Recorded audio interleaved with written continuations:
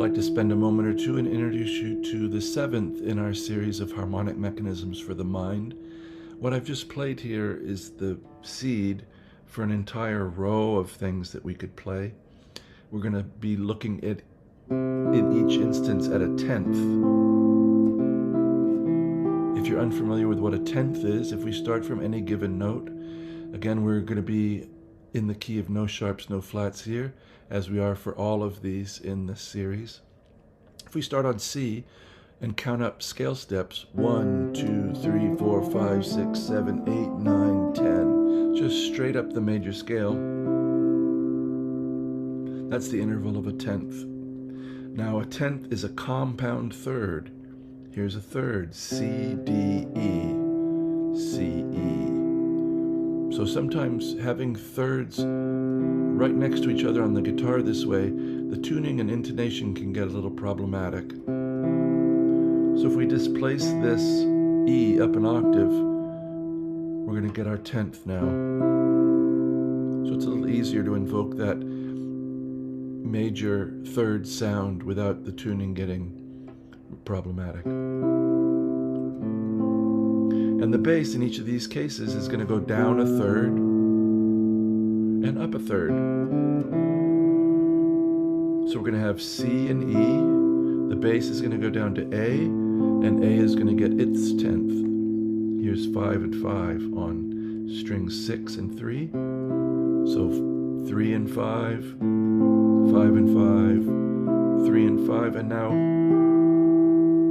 the third above C, which is E, with a G on top, second and third fret. So we're going to have this little composite. And this is nothing to play fast. We want to be looking at this and recognizing these intervals in our mind, and also becoming accustomed to the shapes they take. So this is a major a major tenth with the root on the 5th string. This is a minor tenth with the root on the 6th string. 1, 2, 3, 4, 5, 6, 7, 8, 9, 10. And here's a minor tenth on the 4th string root.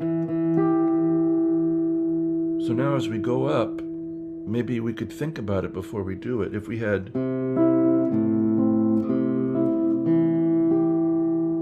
so our next tenth up from C, if we move up linearly through the scale, we're going to have C and E are going to become D and F.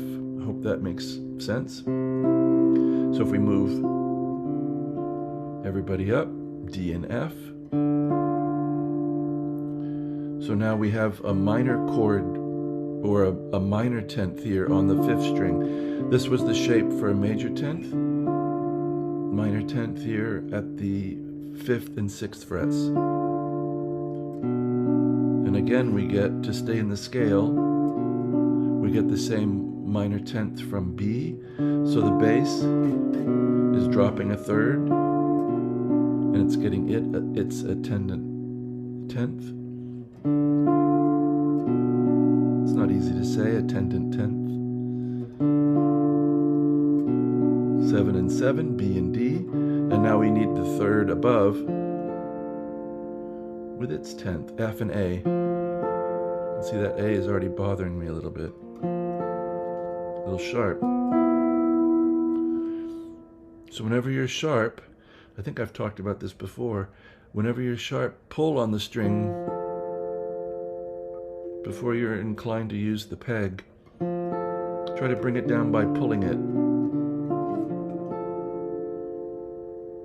So here's 5 and 6, 7, 7, 5 and 6, 3 and 5, D and F, B and D, D and F, F and A.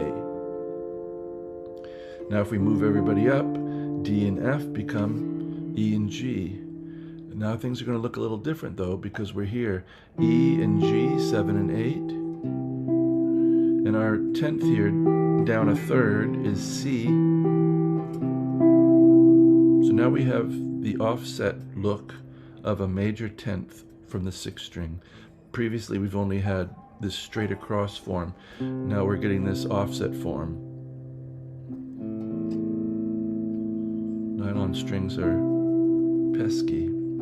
7, 8, 8, 9, C and E, E and G. I wonder if you can feel the next one. Up a third.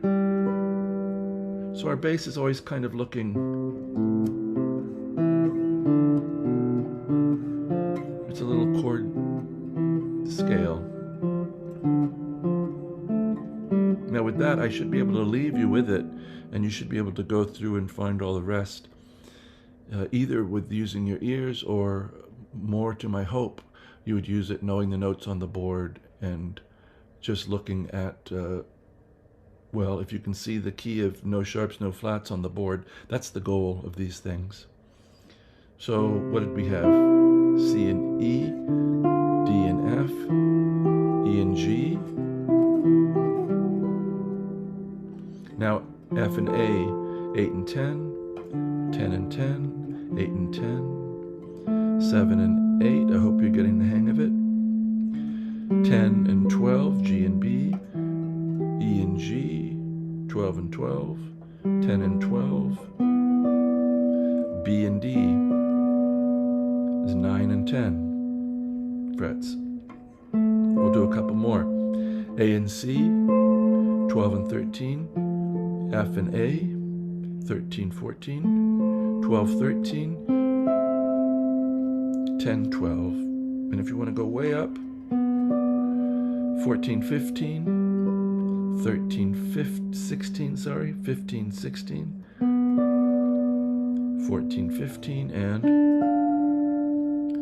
D and F, 12 and 13. It sounds all the world like a C major chord is going to happen. So we get this.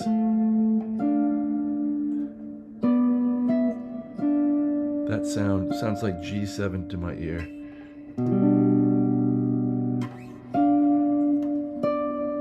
And then we'd be back home at C.